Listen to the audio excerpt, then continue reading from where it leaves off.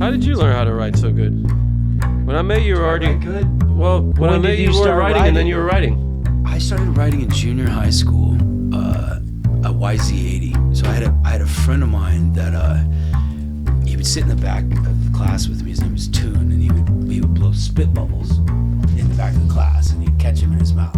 Where did you grow up? I was born in Florida. I grew up in Texas, Colorado, San Francisco. Dropped out of high school and moved to Moto-Okubo in Chiba. Yeah, I've been all over. And I lived in London for a minute and tuning back. Yeah, all over the fucking place. So you said you weren't close to your dad, but were you tight with your mom? Yeah, my mom. Was that like your mom moving around? You're kind of young enough to have to following her, and then I left home when I was 12.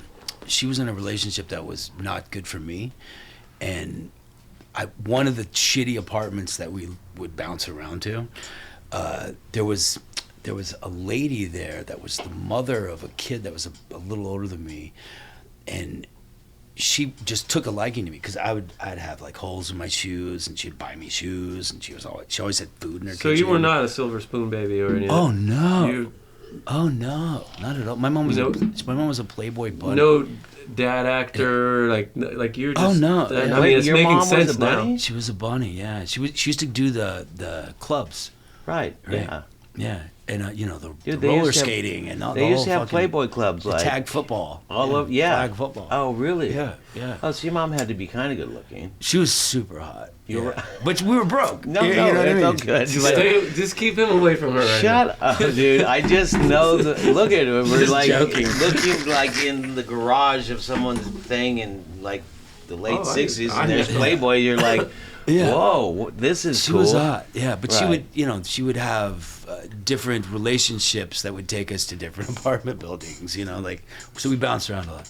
And then you probably ended up in the Playboy Mansion later on in life, many times. Many times as a young kid, I was in the Playboy Club, drinking my Virgin Shirley Temples, watching things I probably shouldn't have been watching.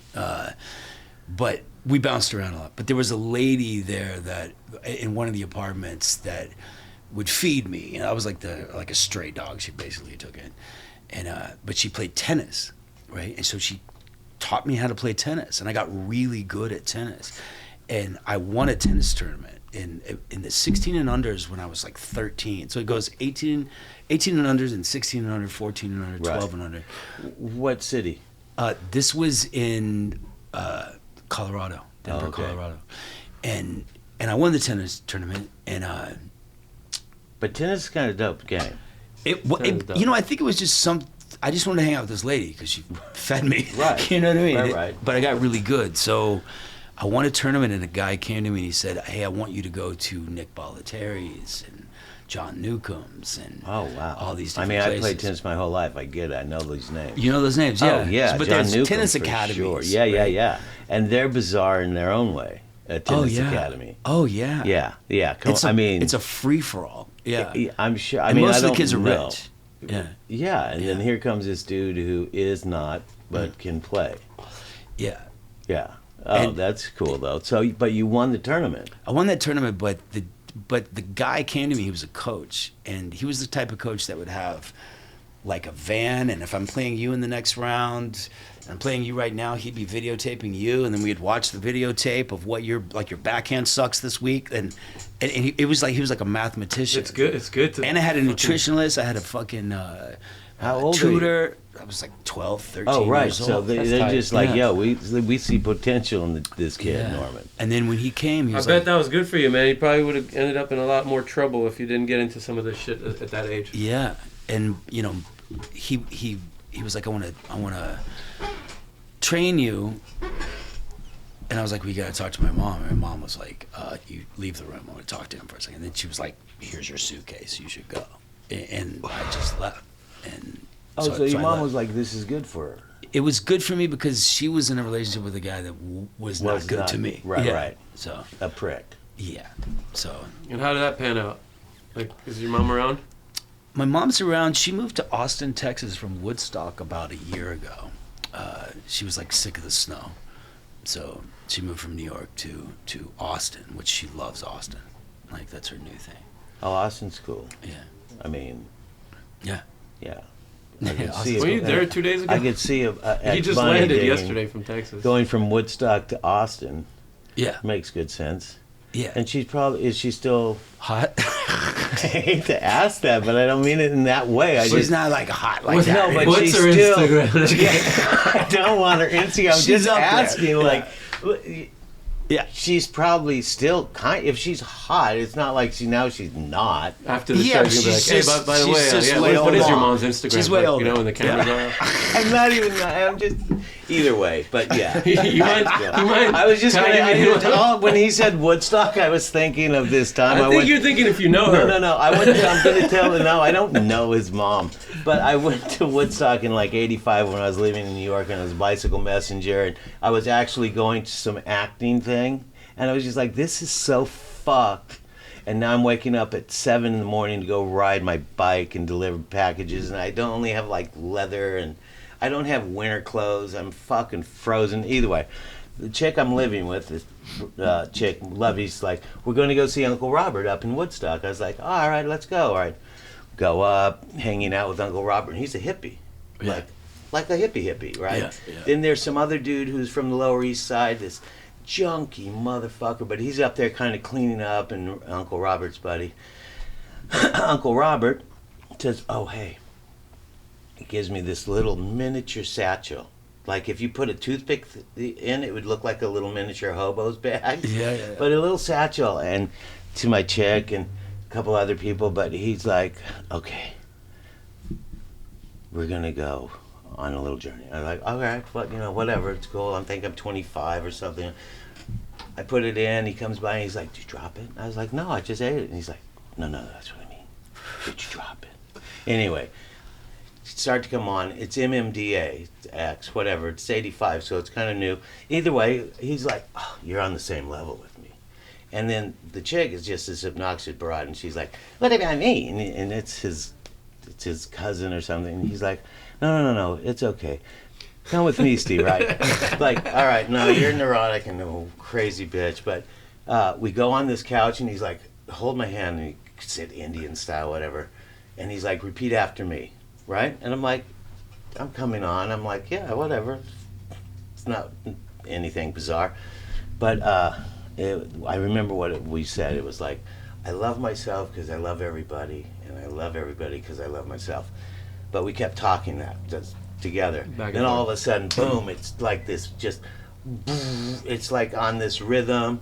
And all of a sudden, I'm holding his hands, and he just starts transforming like into like these crazy kind of devil, like kind of marble thing, statue, all these fucking crazy, and I'm just tripping balls, and I'm fucking squeezing his hands down. He's a fragile little hippie, and I'm holding it, and he's like, boo, right, and I'm like, whoa, right, and I know he would have let me keep going if I wasn't breaking his wrist, but he's like, you're in full control, and I was just like, wow, that was You remember heavy. that pretty well. I do, Yeah. because it's something I will never forget. Right. But Yeah. I was like, whoa, that was intense, Uncle Robert. Right? And he's like, I knew we were on the same way. I was just like thinking to myself, shut the fuck up, hippie. Let's do it again, right? He's like, just go up the creek, because we're in Woodstock.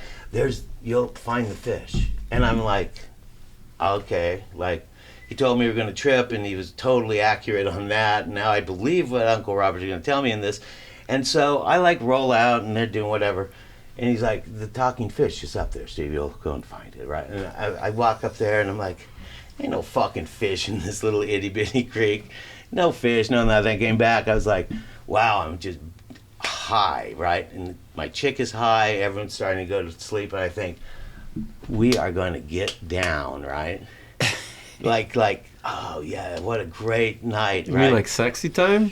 Total sex time, Okay. bitch. But anyway, so she's in bed, and I get in bed with her, and I touch her. She's like, don't touch me, oh my God. I was just like, buzzkill. Like, oh my God, like, all right, Uncle Robert probably had a little insight to you, right? I said, oh my God, I just feel like I'm crawling out of my skin. I'm just thinking, I'm in such a good place. I'm trying to crawl in your skin. I don't know if I'll be going out with you much longer. Anyway, that's my Woodstock Is that it story. right there? When you say Yeah. Woodstock, I just thought of Uncle Robert because of the biker, because he looked like a dude from Woodstock in '69, right? But anyway, that was my MDMA trip, and it was Woodstock's insane. fun. Yeah, my mom, she was like, Norman, I need a shotgun, and I'm like, why? She's like, this fucking bear keeps ripping apart my trash. So my mom was like going to war with this bear. And the bear would like smash the cans, and she was like doing these things like leaving food in her car to trap the bear. I was like, Mom, like, and she's like, I'm moving to Austin. I'm like, good idea. Good idea. You still need a shotgun. Yeah, I was like, I'm not giving you a shotgun. Give me a shotgun, son. That's a good request. Not, Mom. Yeah.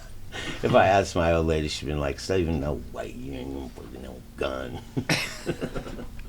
Either way, so the biker movie, that sounds like a fun movie to do, though, right? I mean, it was like great. You get to ride. Yeah, it was really cool. It was, you know, who I really liked was fun. Yeah, it was a fun job to do. I hope I do more with Jeff, because I really liked working with him. Right. And then, but going back and forth and doing the same character I've been doing forever, it was nice to go do something totally. But always Ohio for the. For that, yeah. Right. Yeah, and then I did Ballerina as well, which is the new John Wick movie with Ana de Armas.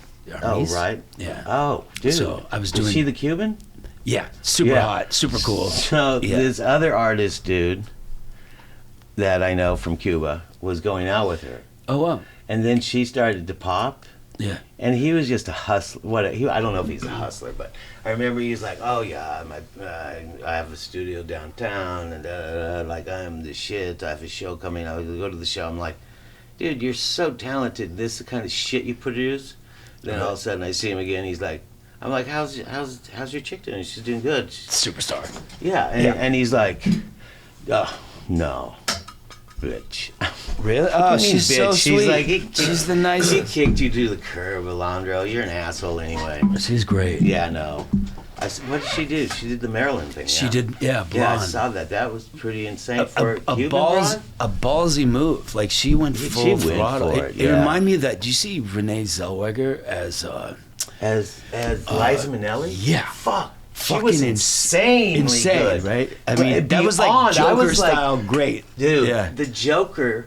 I don't know about the whole film, but when he's coming down to Gary Glitter on his way to the show, and he's kicking, and then the two detectives are up on top. I mean, it's one of the, for me, it's one of, I should say one of my favorite, because I like Gary Glitter, a little pedophile, but, and then whatever, homeboy.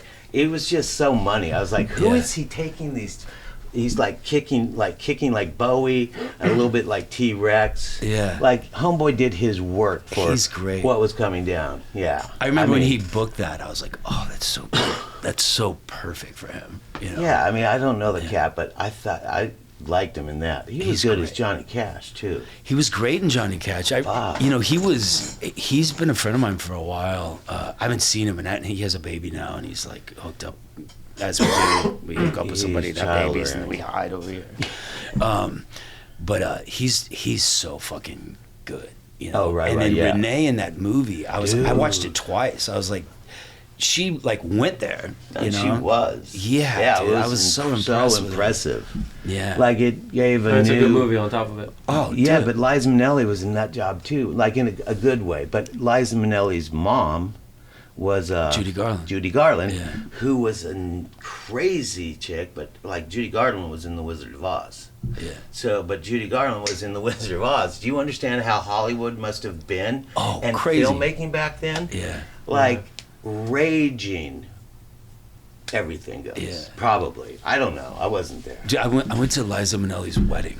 Yes. In New York. I went to her wedding. I don't know how I got invited to her wedding, but I rented a $79 blue tuxedo with a giant bow tie. Big ass. Yeah, Oh, right. I was just like, let's do this. And I'm sitting there, and Regis Philbin's next to me. David Hasselhoff's next to me. Yes. An old actor, I want to say Lauren Bacall, was there. And so Elizabeth Taylor was at the wedding, and she forgot her shoes. Oh. Just and she was in a wheelchair. Right. So we all had to wait for her driver to go back to the hotel and bring back her shoes. And before the wedding. Yeah, we're all waiting there for like Right. an hour, and Lauren Bacall's screaming, "I'm fucking starving. When is this over?" And Regis Philbin's. I mean, it was fucking bananas. And then amazing though. Yeah, and then David Guest, I think his name was, that married her. He came in for the kiss at the end, and he opened up like an alligator and just like ate her face, and the whole place went, "Ah." Right, and then Like not sexy, but gross. Oh, it was like, whoa. And then the after party, I'm doing shots with Sporty Spice. Oh, right? And we're sitting there, Mickey Rooney's there. No way. What a crazy cast of nut jobs. And we're doing in shit, a good way. We're like slamming tequila, like just because it's a circus. And then you hear this voice, and he's like, "Are y'all ready to rock?" And it's Brian May, and he's up on a thing with the guitar, and it's like, and you look over, and it's just old lady arms and with jewelry, like just as far as you can see. And then Donald Trump comes up behind us. No. Yeah.